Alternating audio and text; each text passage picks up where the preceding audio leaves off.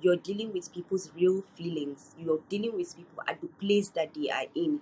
You're not dealing with them at the place that you want them to be, or at the place that you think that they should be. You're dealing with them at where they are Hello, exactly. everyone, and welcome to another episode of the Inside the Arena podcast. Today is really an amazing episode. It's something I've been waiting for a long time. It took us like 3 months to get here, or like 2 months, anyways. But I'm very sure it will be worth it at the end of the day. So to kick things off, I'd just like to have my guests properly introduce themselves so we can get a sense of who she is and get a feel of the conversation we'll be having today. Hi everyone. You can all hear from my voice that I'm excited to be here. My name is Maryam Hassan Baba, and I'm the founder of the Northern Therapist, a marriage institution, and I'm also a mental health advocate. So what we do at the Northern Therapist is not your regular marriage institution. What we do is prepare individuals to have healthy relationships so that it can improve their mental health. Because we believe that where our mental health are mostly tested and challenges are in relationships. And if we don't look out for our mental health in our relationships, relationships are not going to thrive. So, to achieve that, we do what we call individual therapy for individuals that are struggling, couples therapy for couples that need, that intervention, and then strengthening marital relationship for couples that want to, improve on their already existing healthy relationship. And of course, mental health advocacy with our latest project, Project Zona, which we'll be talking more about it, I know, in the course of the conversation. Yeah. I'm really looking forward to that. First things first, allow me to say congratulations. I recently saw that you were celebrating the third year anniversary of the Northern Therapist. So can you talk more about that and just share what the journey has been like so far? As a professional therapist, I did not know I was going to start practicing when I started the Northern Therapist. So to cut the long story short, I got married, and 3 weeks into my marriage, I already know that what, you just have to have a strategy. You just have to have some goals if you really want to survive in this relationship. It's not what I thought it was going to be. It wasn't just something that you could just wake up every day and continue doing life the way you used to. You're not going to get results. So with my own experience, from what I have studied, and then just applying it into the marriage, I saw that, look, like, it's getting easier. So I decided, why don't I spread it around to people around me, friends and family, and just see how it's going to go. So I tested it, and I felt like it was the right time to, after like 4 years, I felt like, oh no, now is the right time to just bring it out publicly. And alhamdulillah, like, here we are today with the Northern Therapist, with my own experiences, with the experience of the people around me, my community. I think that's what makes us to stand out, because we look at our own peculiarities as a community, and what makes us to stand out, and then we look into all of those things and ensure that with services that we are providing are recognizing this peculiarity that our community has. And so far so good. We have worked with a large number of people not only from Nigeria, but northern women that are all over the world. They could just identify and relate with what we are doing, and they get to come on board. Yeah. Yeah, that's really awesome. So, something that really stood out to me was when you said when you got married just 3 weeks into like your marriage life, you realized that strategy has to be put forth. It's not going to be something you can just wing. Can you, if you don't really mind, talk about what that experience was like for you? For me, it was just like, you're getting married to your friend. There was no need for formalities. There was no need for you to be self-aware. You could just like wing it. And I for one had also some personality traits that could not survive in the marriage institution. For example, I find it very difficult to forgive, because I'm this kind of person that I feel like I'm so thoughtful. So whatever I'm going to do, like, I think before I do it. And I just um I just expect the same thing from my partner. And for my partner as well, they have their own peculiar, characters that can also not survive in the marriage institution. So I realize, if this is it, if this is the reality, then I just have to sit down and do my own homework. Me being in the field that I am, and having my partner not in the field that I am, I knew that I have to take responsibility. And I'm blessed to have a partner that is really, amazing, that is really curious about, self-development. He's really curious about being that person that can have a healthy relationship. And I think that that made it easier for me, because if he wasn't that person, it's just going to be like a power tussle of, oh, where are you getting all these ideologies from? But it wasn't easy, I tell you, because I had to like accept who I am also, and know that this person that I am is not going to work just because I feel, oh, I'm a therapist, I know the right things to do. It doesn't make me an authority in the marriage institution. And when you're married, you're dealing with people's real feelings. You're dealing with people at the place that they are in. You're not dealing with them at the place that you want them to be, or at the place that you think that they should be. You're dealing with them at where they are exactly. And the same applies for me. I am also in the marriage institution at the place that I am, not the place that I think that I am, or not the place that my profession wants me to be in. So yeah. Yeah. It often reminds us that even the people we see out there who are trying to do better, right? They've not attained Yeah. enlightenment. And the fact that they are willing Yeah. to share that journey and share their process and talk about some of their own inadequacies is also something that's very, very powerful. And I truly, truly appreciate and commend you for that. So permit me to ask this again. So how's it been since that pivotal turn in your marriage? How are things going? I think it has been really beautiful, because when you ask me how do I see marriage, I'll tell you that marriage is beautiful.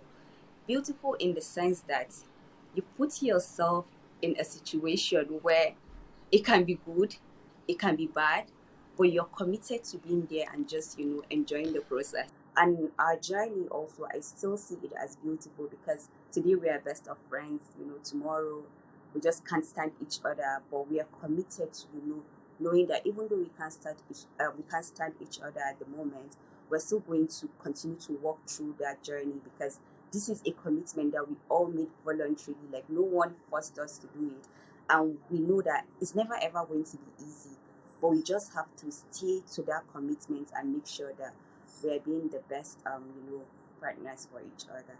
That's awesome. Thank you very much for sharing that. So let's take a look at the Northern Therapist, like your work at the Northern Therapist. What approach do you take with working with couples, and what specific service do you actually provide? So, like I said, we do individual therapy, we do couples therapy. So the first thing is, when a client approaches us, we have the first consultation talk, where we get to know what exactly it is. And for most times, if the individual is the person that needs our services, then we work directly with the individual.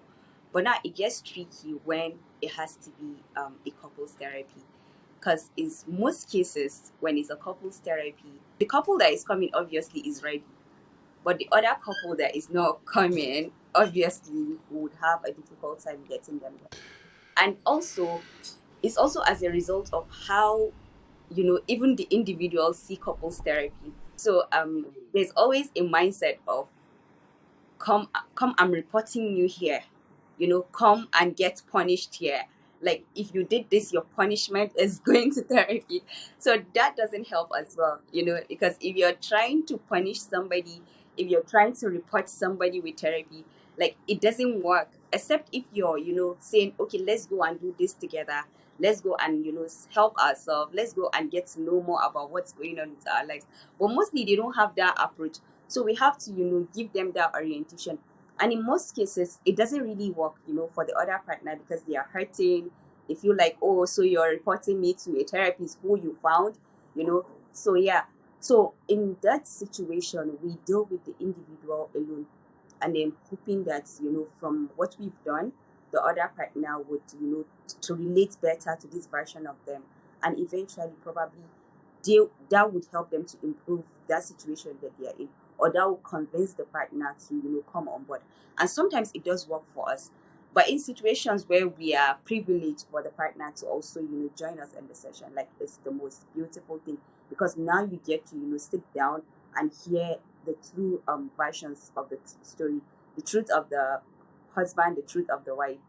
And it's really powerful, because there's so much that you don't know when you're handling a couples therapy from just one person's perspective. It's just their truth against the truth of the other person. And like I always tell clients, like every situation is just like a 6 9 analogy, right?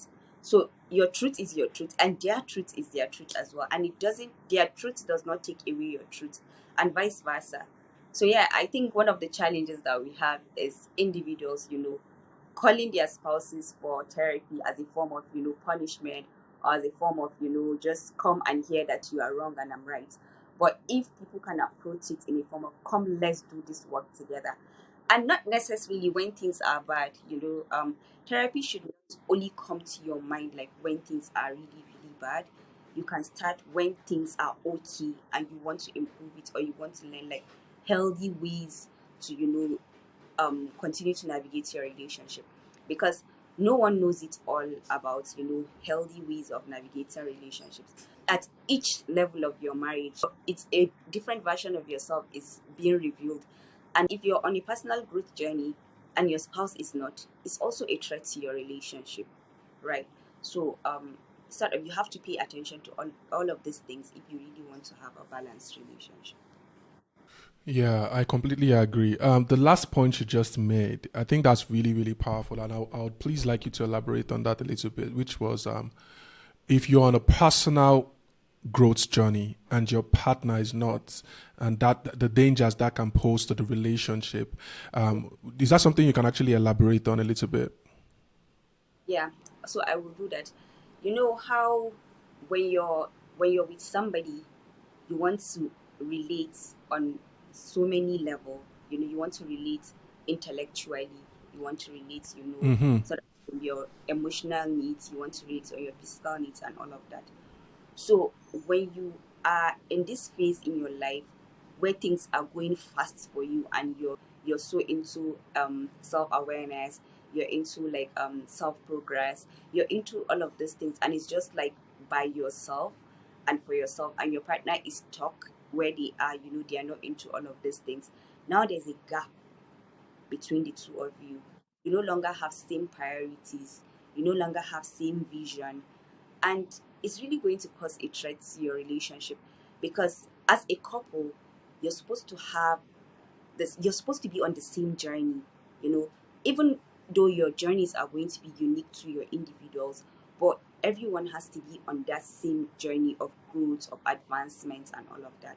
So now if there's that imbalance where your partner is not into that and you are into that, resentment can start kicking in, where they can start feeling that you're doing better than them, or you always have different opinion from what they have.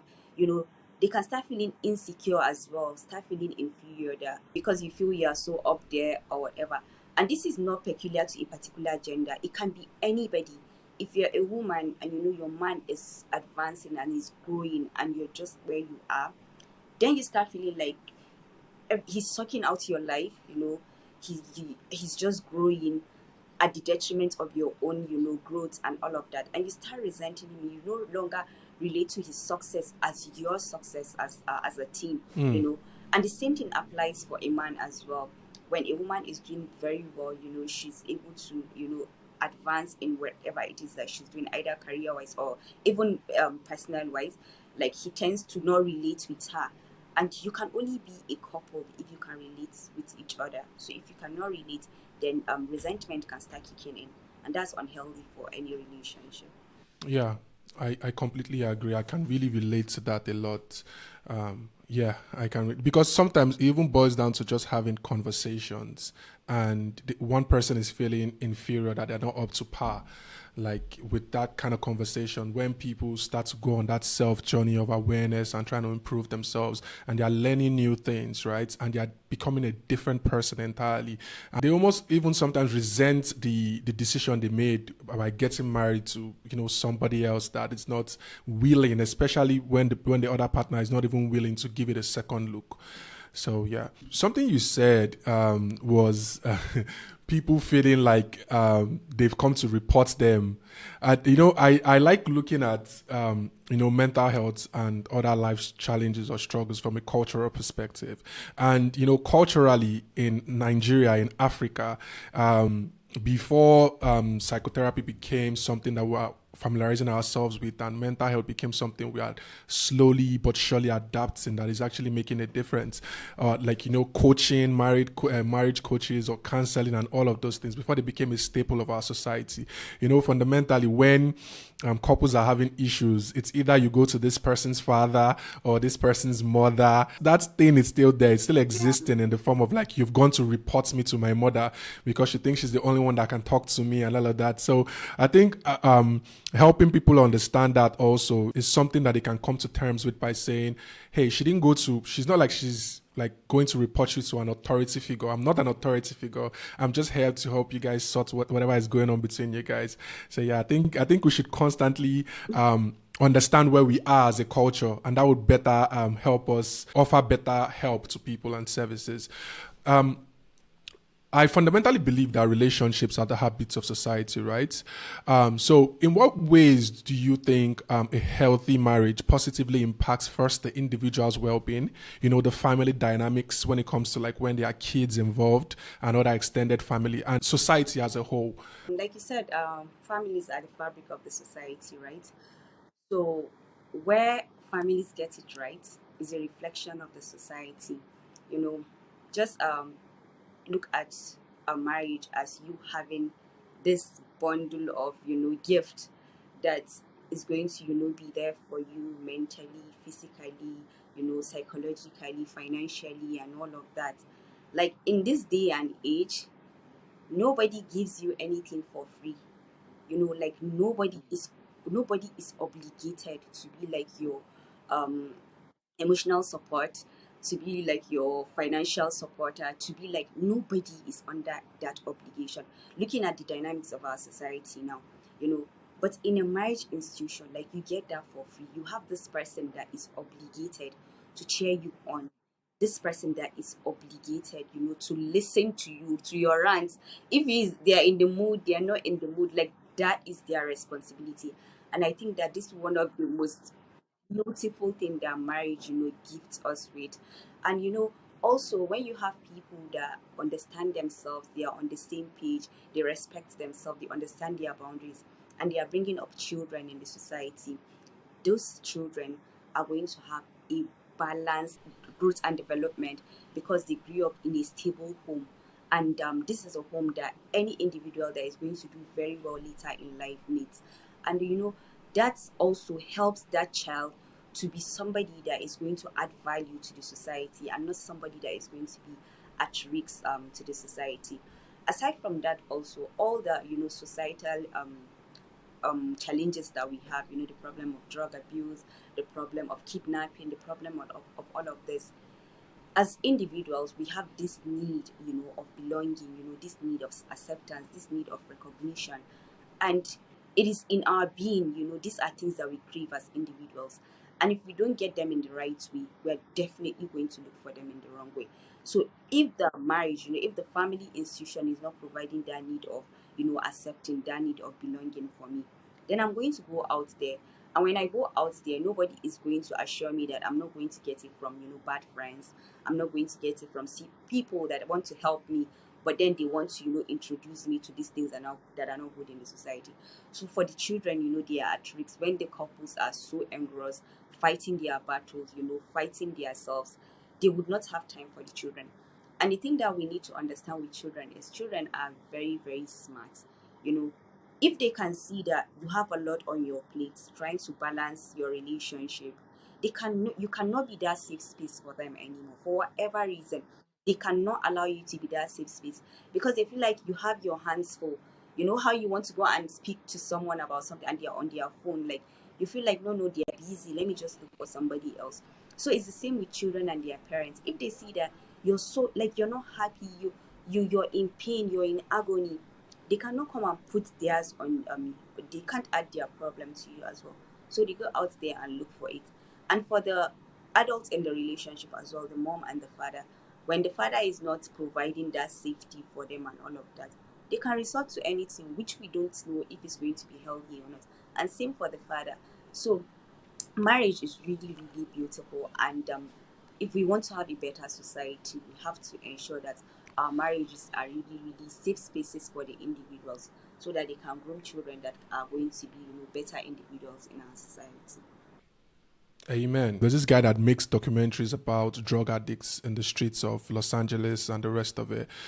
He's a very popular channel. I think it's something Belly whatever. It's a very popular channel. And Joe Rogan had him on the podcast. And he was talking about a situation whereby an addict, right, said the first time they ever took heroin or something, it was the first time he, or was it she, experienced the embrace of a mother, the first time they ever felt loved after a very long time, due to the fact that they came from a broken home and they didn't have that stable family and the rest of it. So you talking about a situation whereby our normal inclinations as human beings is to be societal, right? Is to have a community around us. And when those safe spaces are not created in marriages, and marriages don't go well, the ripple effect of that is something that is continual, right? People just see it like, oh, it just ended today or whatever. But especially when there are kids involved and things like that, it goes on. And the addict was talking about a situation whereby the only reason why they keep, going back to drugs and the rest of it is so they can feel that love. They're chasing the dragon, that effect that you can almost never get, and you just keep chasing and chasing. But understanding part of the reason that got them hooked was something that to me was really scary and just got me thinking like, wow, as an individual, I need to make sure that, I'm aware of this, that this is a reality, right? And that is something that it should always be in the back of our minds when we're talking about marriages and the institution of marriages, not just to look at it from the fundamental aspect of, I don't know how to put this, not to ruffle feathers, but the fundamental aspect of, if you are not happy, like, right, then, like maybe we should just call it quit. And I'm not saying anybody should remain in marriages where they are not happy or anything, but still understanding that, like you talked about, like you can work on it. You said there are some days where you are best friends. You said there are some days where, things don't go as well. So just understanding that it is a normal process, and how we can continue to grow and develop as partners is something that is truly, truly important, because abandoning that philosophy sometimes might just lead to like continuous harm in the long run. So yeah. So people as human beings also, right? We fundamentally like to see the end, right? It's like you tell people to for example, when you want to get kids motivated, right? You say you should do your assignments and then you get to watch TV, right? You should do this and then you get to do this, right? So for couples who are actually, contemplating investing and building a solid foundation for their marriage, what are some encouraging examples of benefits that they can expect to experience in their lives if they actually go through that journey? Okay, so one of the things that you can get for free is you get like a genuine friend. And I'm always emphasizing that in this day and age, like getting that is really, really tricky, you know. So if you invest in your marriage, you're going to get somebody who is going to be your number one supporter, somebody that is going to be your cheerleader, somebody that is going to be there for you in good times and in bad times, you know. And also when you work on your marriage, you're deleting different channels of, toxicity that can be a whole can that can frustrate you with your permission or without your permission. You know, like when you get married, you're just bringing somebody in to share your life with. And your thought is, I'm bringing this person to, add value to my life, to make life easier for me. But at the same time, when you're bringing somebody in to get married to, and when it goes sour, you're bringing somebody that is going to have a first-hand ticket to frustrate you, to make you miserable, to make you question who you are, to drag you into all of that negativity that you don't want to. So working on the marriage helps you to eradicate and limit all of those negativity. And then like you're investing in a better society which you're a part of, you know. So from your own, handling your own relationship and making sure it's healthy. Like no one within your own circle is going to go out and be a nuisance to the society, right? So you have helped to directly eliminate some of the, numbers of the people that are going to make the society uncomfortable for us. A better society is always a good thing for everyone, regardless of how you look at it. So yeah, I think these are the things that I can come up with right now. But there are so many other Yeah. things if you do our research, Yeah. inshallah. Yeah. So just as we talked about how family is in the center of society, um, fundamentally communication is also at the heart of connection. Yeah. So how does effective communication actually play a role in building and maintaining healthy marriages? Can you provide some can you provide like context to that, like Yeah. how healthy conversation communication is actually very very important? Yeah. So, once the marriage rights are done, you're back to real life. Now you're husband and wife. The only thing that, sustains that relationship is communication. Like, that's how important communication is. And if you get communication right, the problems that you're going to have in the marriage are going to be very minimal. But if you don't get it right, you always will feel very, very, bad in the relationship. Because communication is where you express your thought and your feelings. And you have to have, that safe space where you feel like whatever it is that you're expressing, your thought and your feelings, are being validated, are being acknowledged, and are being worked on. And if you find yourself in situations where you cannot have all of those privileges, it takes a toll on you and whatever it is that you've committed yourself with. Like, it becomes a burden. Like, how can I be in this place, tied up with this person where I don't feel validated, where I don't feel heard, where I don't feel like I have a voice, you know? And also for your partner as well, if you're not having that communication skills, because when we talk about communication, most of us like to think that communication is about you saying your thoughts, you expressing your feelings, but it's also about listening to the other person, right? Actively listening to them, taking responsibility for your own part of whatever it is, acknowledging that thing that you're taking responsibility for, apologizing where there's a need for you to do so. And when you can, put all of this into play, you would see that the relationship becomes easier to handle. But so many times, the challenges that we have when it comes to communication is that we don't have the skill, we don't have the skill for communication. Communication is very complicated, especially in relationships where you're dealing with people's emotions, you're dealing with people at their most vulnerable, right? You can be with a stranger outside, probably you're driving and then somebody just does something for you that you don't like, and it's not as deep as you're having a conversation with your partner and they're not listening to you. So you have to learn how to communicate in that relationship, because it's the most important. And part of the things that can help you in communication, especially in relationship, is timing. Timing is really, really important.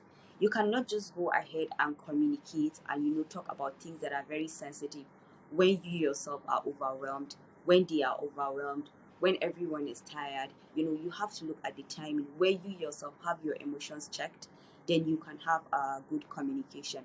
Also, your voice tone is really important. I could be communicating with you respectfully and then I could be raising my voice, I could be sarcastic, and that is not communicating anything. That is just showing me that you don't have any respect or regard for our conversation, and I'm going to shut out. So aside from that, non-verbal communication as well, your body language, you're trying to have a conversation and you're shrugging your shoulder, you're rolling your eyes, you're doing all of those things, like it doesn't show any sign of respect. And then also being curious about the other person's perspective. And I think that this has been a game changer in my own marriage. The first mistake that I did in my marriage is, standing from the therapist that I am, just having that assumption that whatever I know is right. And since they are not a therapist, like whatever they are doing is wrong. But then I had to, relearn that they are who they are right now, and I have to relate with them with who they are at this moment. And they are also relating with me with who I am at the moment. I'm a therapist does not mean that everything in my life is just how a therapist is going to. I'm a human being first before being a therapist. So I can say forgive Mm-hmm. easily. I can say, don't just as something that happened yesterday.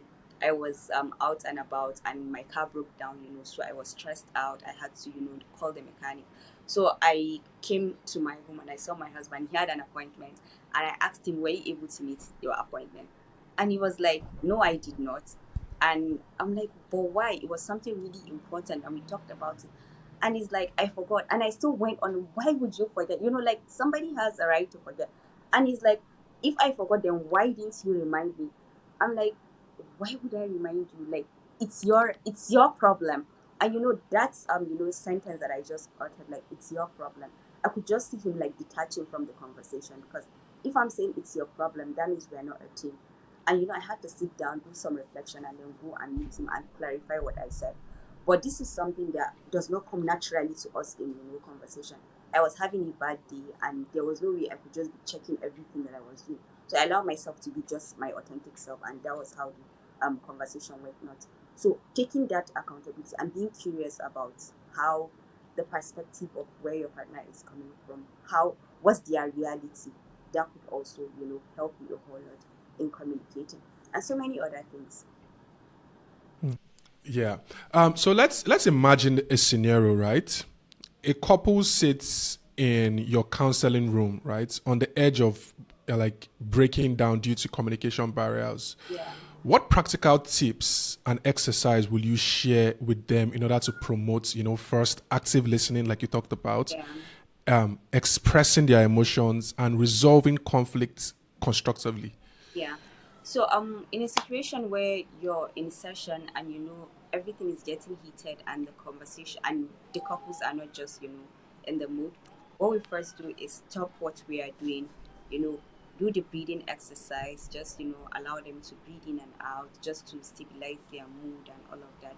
And when we are done with that, if there is still room for conversation, we can just talk about how did you guys meet again, like what was those things that attracted you to this person, just to bring back that atmosphere where they feel like, yes, like they can still talk.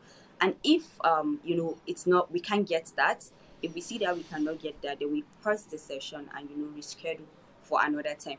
But if they happen to engage, then we check out the climate of the whole conversation and see if it's something that we can change the dynamics. If before we're saying, okay, what prompted you to think the way you did, or what prompted you to do the way we did, and this is what is bringing the heat in the conversation, then we can swap it with what do you want from this person right now, and what do you want from your spouse right now. It can change the whole dynamics of the conversation. Yeah. So and that's something couples can even practice at home, right? Yeah. Like Sure. when things are getting heated in an argument, it's just best we just leave the argument Yeah. alone for Sure. now. Sure. Yeah. Yeah. Because I'm just thinking about ways that Yeah. can, So even at home, like be up. when you're having conversations and you see that the conversations are going not, what you can do is just um practice your breathing, talk about it, and say, I don't think this is the right time for us to have this conversation. And if your own emotions are in check, your own emotions are in check, you can change the conversation. Because now you're not heated, you are not heated personally. You can change the conversation to something that is healthier. But if your own emotions are also all over the place, you can just ask to have the conversation some other time. And when you're calmer, you can change the approach of the conversation. Because most times when conversations are heated and you want to go back at them with the same approach that you did the last time, it might not work again for you. So you can change the approach. Instead of coming in from a attacking perspective, you can come in from a curiosity perspective. Okay, how do you want us to do this now? Like, I've tried to have this conversation and it did not go well. How do you want us to have this conversation? And you don't have to take the responsibility of everything. That's why you are a team. That's why you're a couple. If your way is not working, patronize them and let them bring their way. That will make them more involved, and that will take away that stress from you as well. You're the one talking about it, you're the one committing yourself. Like, it's a whole lot for you to handle as an individual. Yeah, I completely agree. We would actually be doing a dissatisfaction if we don't actually talk about, even when people or couples have actually tried, all these things and they've been living their lives and something suddenly happens. Because sometimes it's like, events actually happen. The singular events can actually change the outcome of hard work that people have been putting in for Yeah. a long period of time. So I think we should talk about a little bit about trust and emotional intimacy, right? Maintaining or building trust, right, is very vital. It's very vital in any relationship. So, what would you say are some strategies for couples that they can employ and to establish and nurture trust, especially after facing betrayal or breach of trust? Yeah. So I'll say honesty, like honesty in everything that you do. Rebuilding trust is something that is very, very difficult, and it's something that is very delicate. So if there's mistrust, that means there was an element of, dishonesty. So now you have to be as honest and as transparent as ever. And then you also have to be open to, feedback, constantly ask how you can do better and show commitment. Once you show commitment, once they can see effort, it's easier for them to, patronize you. It's easier for them to, want to try this with you. So honesty, really, really important. Feedback in terms of, communication. Ask how you're doing, what you can do to make them feel better. And of course, commitment is really important. Not that you do it today and then tomorrow you're not doing it, or you're acting like you're tired. If you're trying to build trust, then you have to be all in, right? So you have to show that commitment that you're ready and you're invested in this. Yeah, yeah, that's true. That's really, really true. Sometimes when it comes to betrayals, right? Like sometimes people feel like they don't know this person, right? Like this is not the person I got married to. That's a constant phrase that we always hear. And sometimes it's almost like you can relate with that because just say you have a friend in your life, like just a platonic relationship, and you end up hearing like they go behind your back and do something that's very detrimental to your well-being. And it's almost like, I don't understand who this person is anymore. Like this person I'm looking at right now. Okay, there's something I want to run by you. I heard this thing, I saw this thing on social media, like they were talking about infidelity, right? And they asked this girl, like, oh, would you actually take your boyfriend back or take a partner back if they cheat on you? Do you think people can actually change after cheating on their partner, right? Do you think they can not do it again and get back to normal? And she was like, she fundamentally believes that if that a partner that has cheated on their spouse, even after they've been forgiven, can do it again. But Yeah.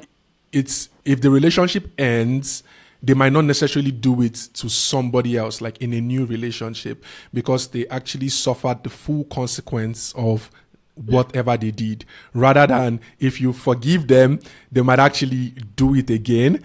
But if you don't, it's very possible like they don't do it moving forward in their lives anymore. What do you think about that theory?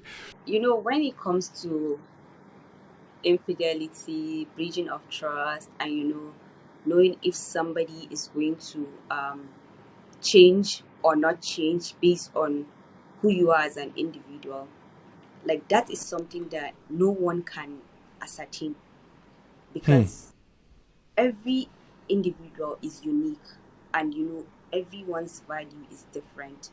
And as I said earlier, human beings are constantly evolving, they are constantly growing, their priorities are constantly changing, you know.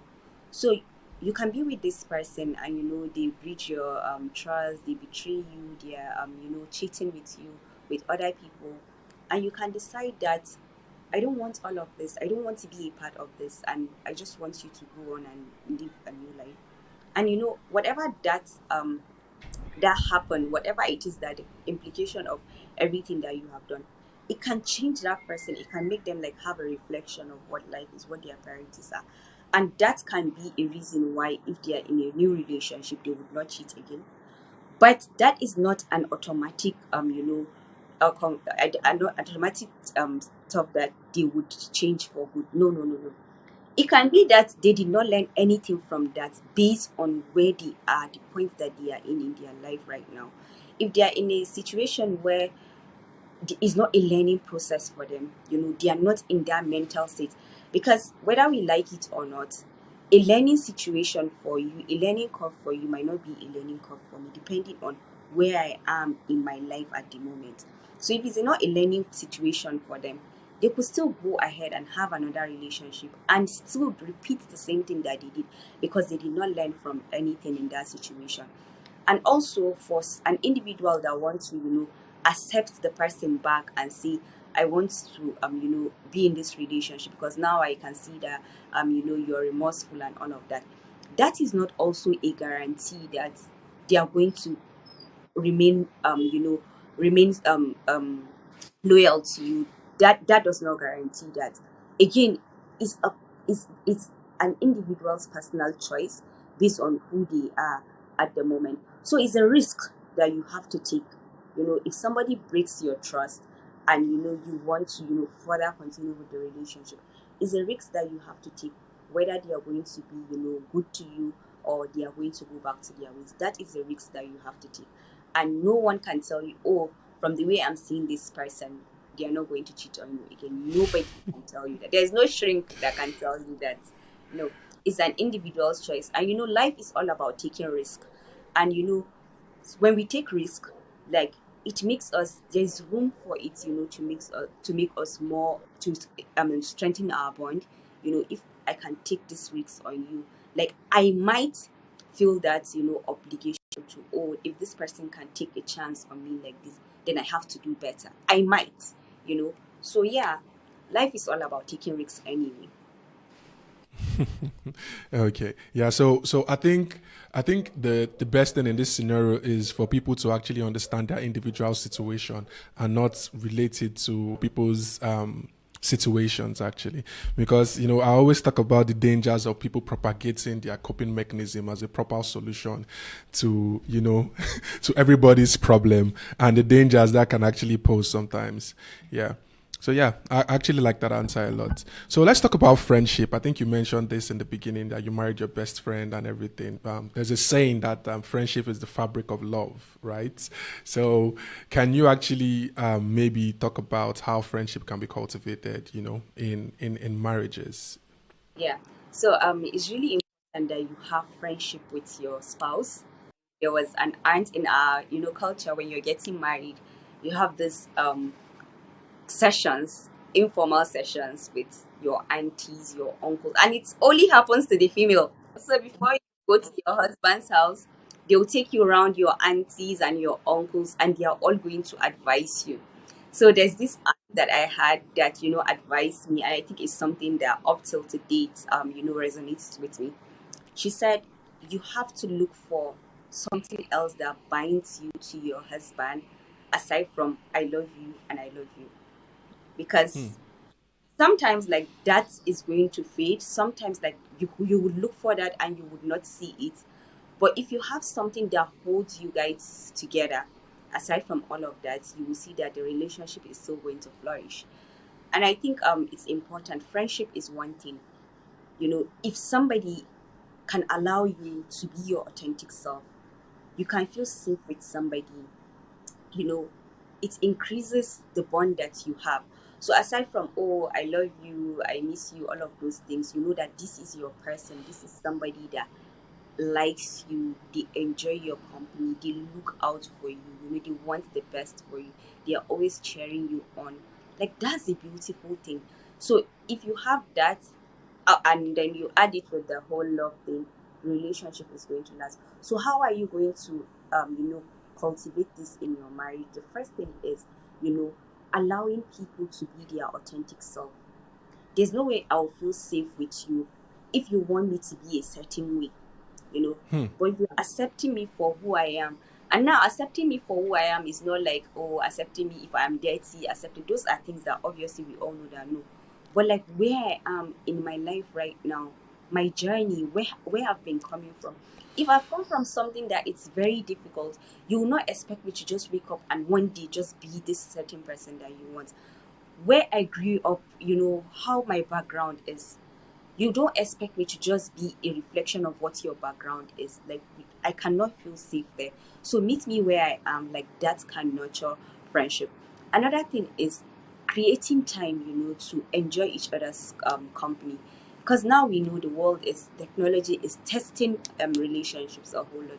You can be in the home with your spouse and then they are watching TV, you're on your phone, you're on your laptop. just being intentional about creating that space where you guys are just by yourself and having conversations, normal conversations, random conversations, talking about your past, how you grew up, what made you who you are today, all of those things, they foster your bond, and then being curious, asking people constantly what they are up to. Because again, another thing that married couples get wrong is over time, when you're married, over time, you get to just, just be too comfortable that you don't think it's important to really check in with each other, right? So if you bring up this conversation for me, that's fine. But if you don't bring it up, I'm so consumed in my own world that I'm not ready to, start asking around. But it's really important for you to check in, make it something that is really, really important for you to constantly check in, find out what they are doing at the moment, find out what is interesting them at the moment, what is challenging them at the moment, and what can you do to support that. Like that keeps the whole friendship grounded, and you will see that it's going to foster your relationship because constantly you are aware of what they are going through. Because again, you might just feel like somebody have a lot on their plate and you're not telling them what's challenging you. You might feel like, oh no, I don't want to stress them, so you're not telling them. What that is doing is that it's relieving them of what your life is at the moment. And if you want to really be an item, you want to really be these people that are supporters of each other, you have to know where you can help. Even if I am an understanding wife, but there's nothing I'm understanding, there's nothing I know about you, we cannot feel on this like we're on the same page, and you cannot feel like I'm relevant in your journey, right? So the same for the husband as well. So we have to constantly ask. And then the people also have to constantly tell when they're, even if you feel like they don't have any role to play in that, but just tell them. They can help you with prayers. They can help you by just listening to your ranting and all of that. And I think those things can, foster relationship. The last thing I did not mention is compliments. Compliments are really, really important, and they are powerful in relationships. If you want somebody to be your friend, you want to build that friendship, you have to constantly compliment them. As adults, I always say, compliments start reducing gradually as you become adults, as you become married. Now you don't expect total strangers to be complimenting you because, again, boundaries. You're married. You don't expect your husband to go all out and somebody should start telling you, oh, you feel hot. Especially for men, where they are less expressive. A woman can just, call her friend and be telling her things, and it's okay. But for men, like, these things are not readily available for them. And you, as a woman, you have to understand that the human body, the human soul needs all of these things. So if my husband is not getting it anywhere, I have to constantly make up for it. I have to constantly make sure that I'm the one, filling up their emotional tank when it comes to all of these things. So making sure that you're committed to complimenting your partner. And when we say compliments, we are not talking about cheesy compliments like, oh, I like your shirt, oh, I like your sunglasses. No, really complimenting them on their insecurities because you know them better. You know their vulnerabilities, like you know what they are struggling with. So really acknowledging, and appreciating and complimenting. Like you get somebody for life, like that person would appreciate you for life because nobody has that knowledge of that weakness that they are struggling with. They can't show it to anybody outside.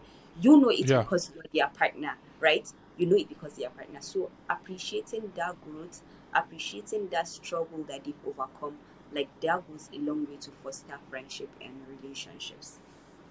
Yeah, and I think I can speak to this a little bit because people often say it's sometimes easier to tell when a female is getting depressed or is having some dangerous thoughts, right? Because they tend to like leave breadcrumbs. They talk about it with their friends. They tell this person they can easily share.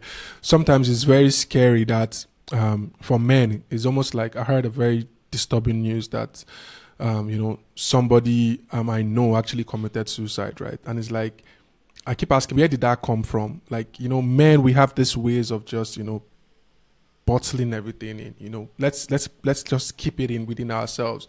And at the end of the day, society is always shocked and surprised, like, how, where did this happen? When did it happen? So, I understand the fact a lot when women talk about they like to be seen and all of that. I completely agree. But I also think men also require, you know, the same attention, right? Yeah, So many they men are do. battling with so many They do. insecurities, and sometimes as a man, I can speak to this that it almost feels like we do things like we put all our minds and our hearts into certain things, like, and nobody sees it, right? Society has expected us, like it's a normal thing. You have to come home with, like, you have to provide and whatever.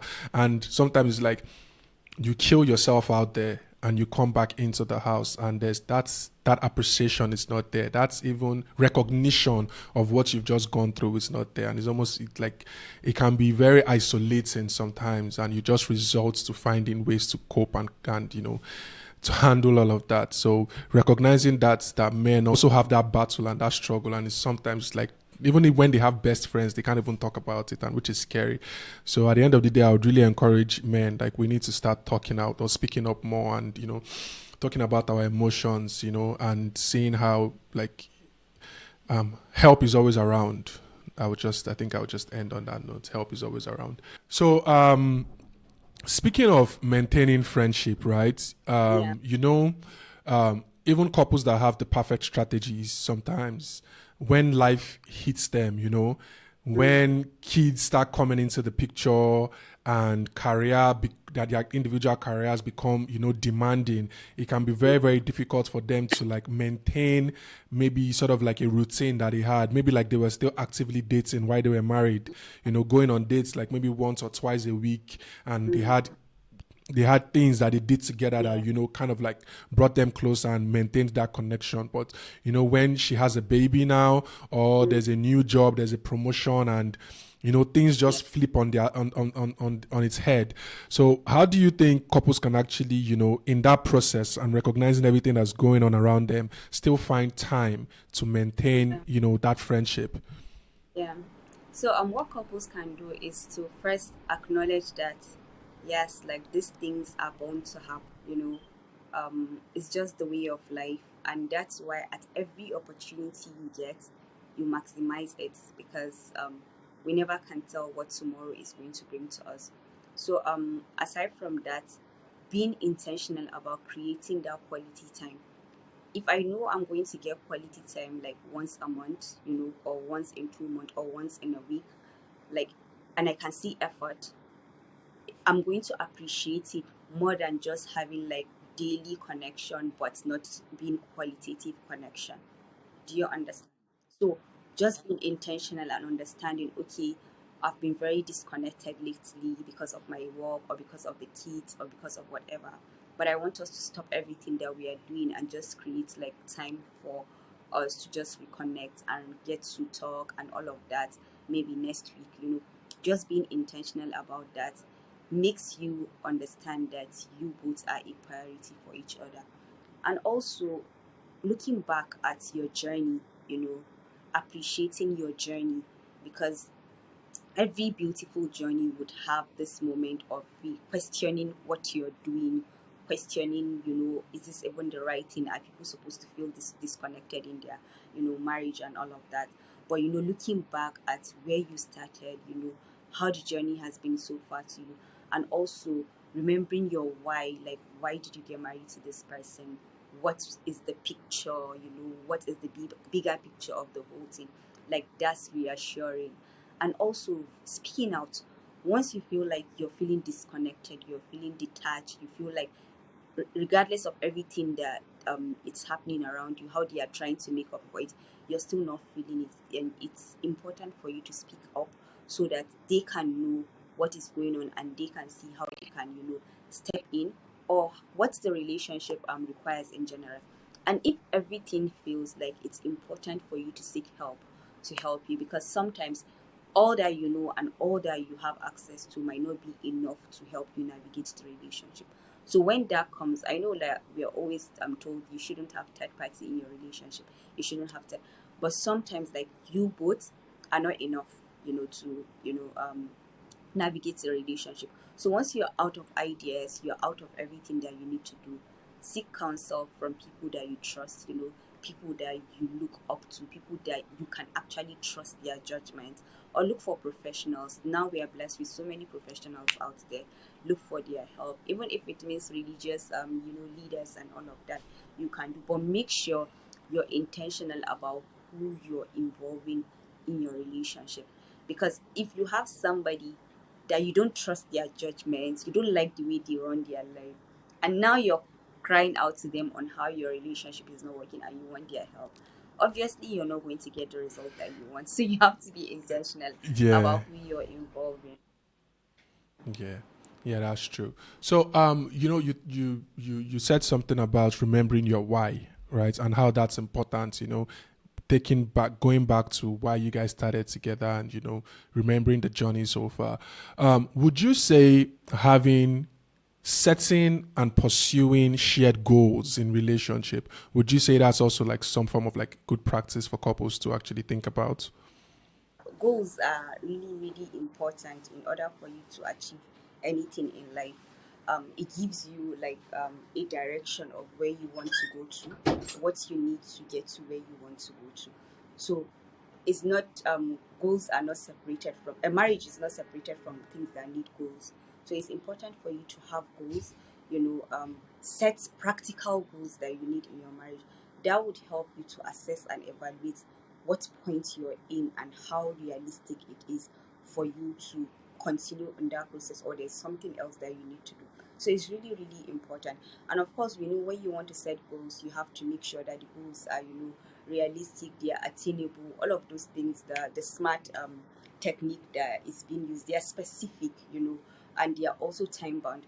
So you know that okay, at the first 5 years of your marriage, you want to have kids, you want to do this, you want to do that. Are you going in line with that? Okay, you want to have quality time by yourself, you want to travel once a year.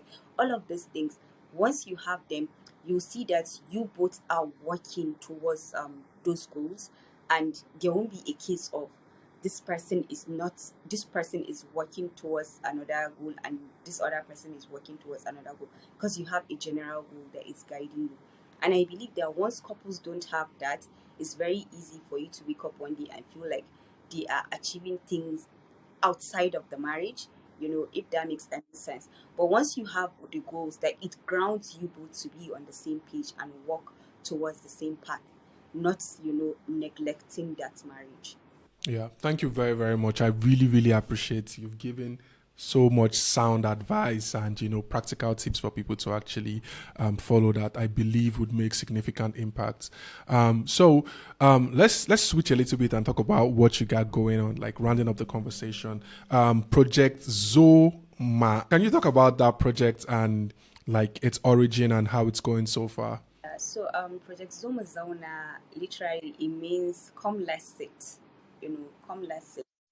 So it's a mental health sensitization program for women in underserved communities, because in my years of practice, I can see that when people come and they are more mentally aware, they have these skills that they need to be better in their lives, like it works for them. It improves their life, it informs the decisions that they make, it makes them to upskill to where they want to be. And I just sat down and I thought about it, like if these women that don't have access to these resources, if they can actually have access, like the quality of life that they live is going to significantly improve.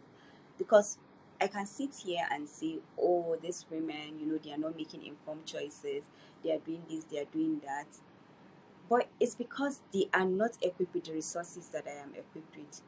Once they can have access, I believe that they can do better.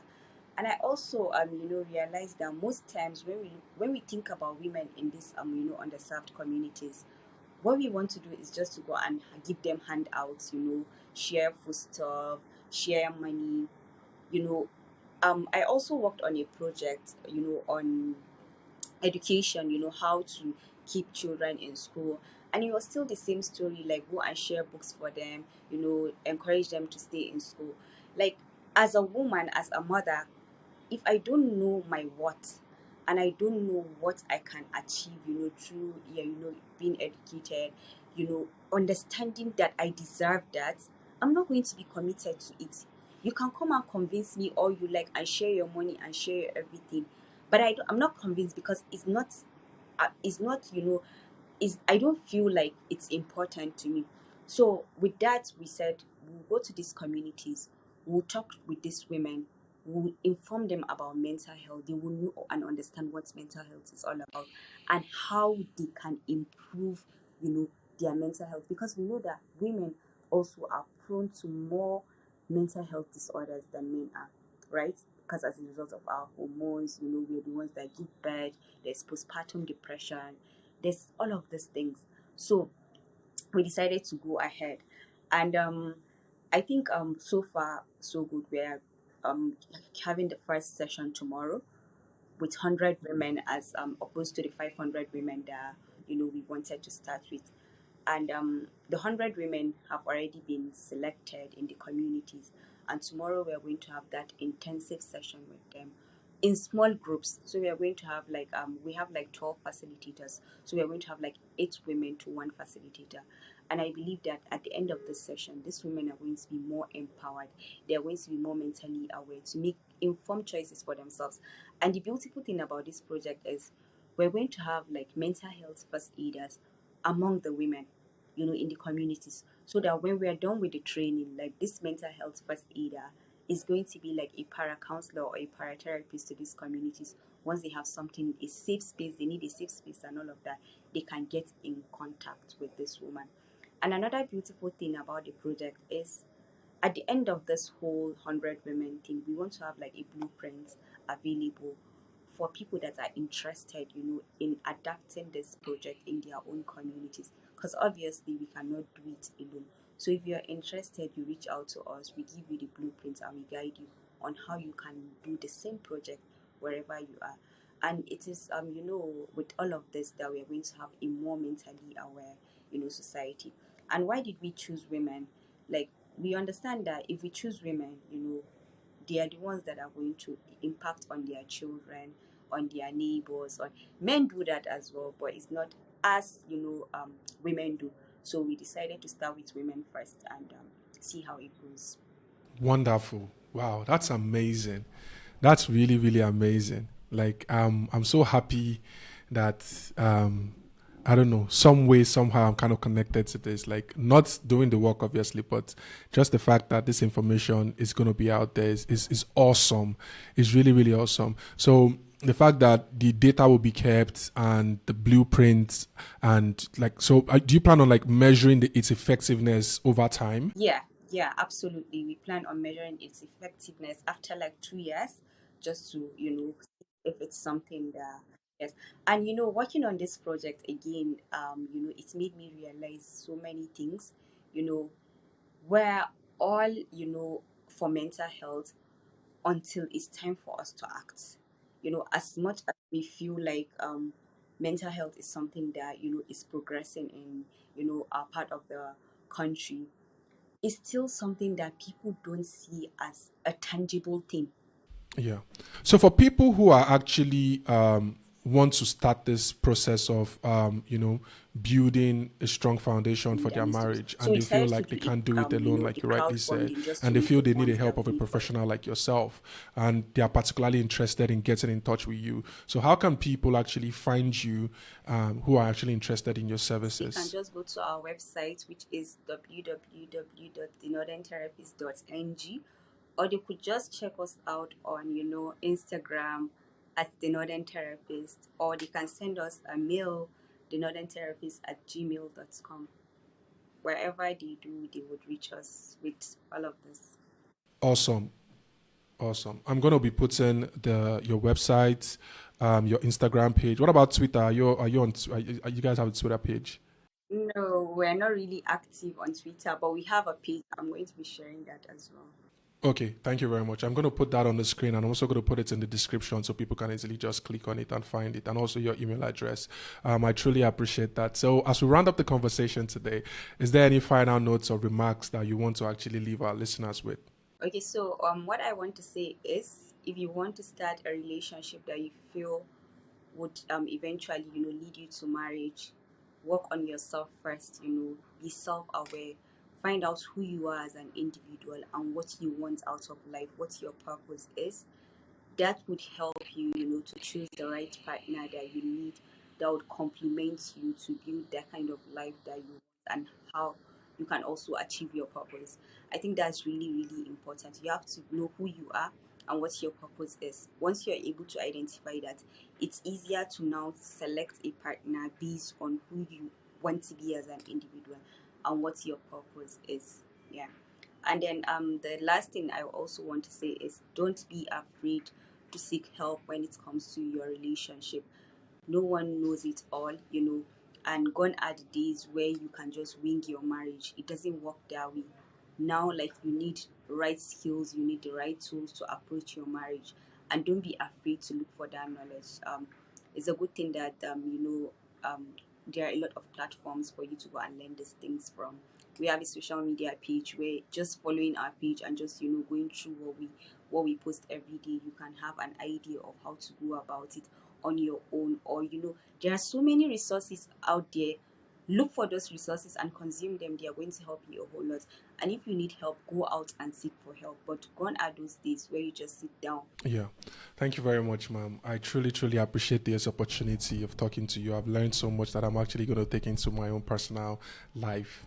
And I hope our listeners find some form of value from the conversation.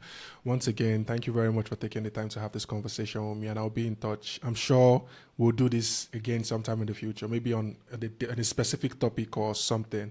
Right. Thank you very much. Really appreciate it.